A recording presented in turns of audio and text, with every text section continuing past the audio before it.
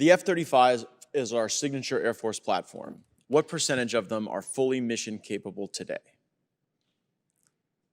Mr. Secretary. Congressman, if you give me a second, I'm going to pull up my card and give you an exact answer. Okay. Happy to.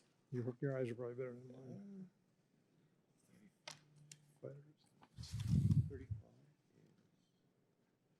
55% is the number we have for operational availability. Full operationally capable. 55% for Is that, operational do you think that's a good number or a bad number? I think that's not a good number. Failing. I wouldn't put it quite in that category.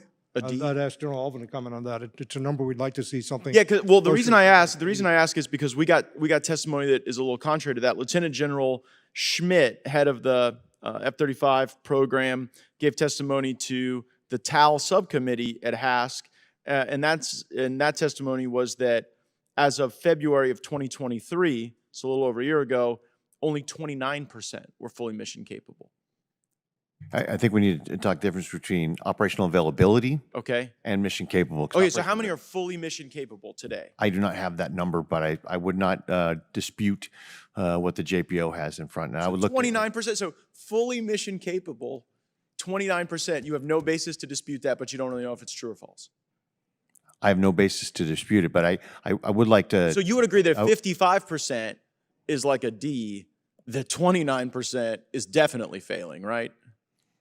For fully mission capable, but the missions that they can accomplish. I go meet with the folks at the 33rd at Eglin Air Force Base in the district I represent, and they're doing a lot of, there's a lot of mission there, but like even the guys who are also at Eglin doing test, they end up being at the very end, right? And I totally get why you want your operational squadrons to be the most capable, but then test gets put to the end, and then we're not meeting our needs. Like, I just think anyone watching this, one, would be surprised that you, General, don't know the exact percentage that are operationally capable. And two, I think people would be surprised that it's 29%. And this GAO report that I found on breakingdefense.com that I seek unanimous consent to enter into the record, it says that the reason we are not capable is because you guys at the Pentagon have given too much power to Lockheed Martin and its subcontractors for sustainment. Do you believe Lockheed Martin has been given too much power on the sustainment of the F-35? I believe that Lockheed Martin has more power than in some other weapon systems. They do have the contracted logistics system that was part of the procurement plan that was put in place 20 or some years ago. Well, right, I mean, but it's not working. If the Lockheed Martin built the F-35, only 29% of them are fully operationally capable right now. We've all agreed that's failing. So now the question is, why is it failing? And this GAO report says the reason it's failing is because the fox is watching the hen house. Because the very contractor bilking the taxpayer for this platform is now in a position where they can't sustain it.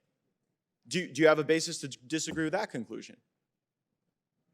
I have a long history with the F-35, and I inherited the program. I came into it in 2010.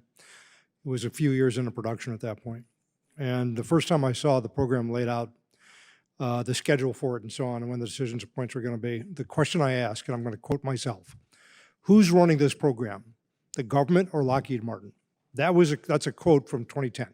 I think you have your answer, Mr. Secretary. And we set up the program when it was originally set up under a philosophy of management called total system performance, which essentially gave to the prime contractor complete control of the program. We did not acquire the intellectual property to allow the government to come in and step in and control the program. It sounds like we are still fighting that problem today. Well, right, but that is such important testimony for us to hear.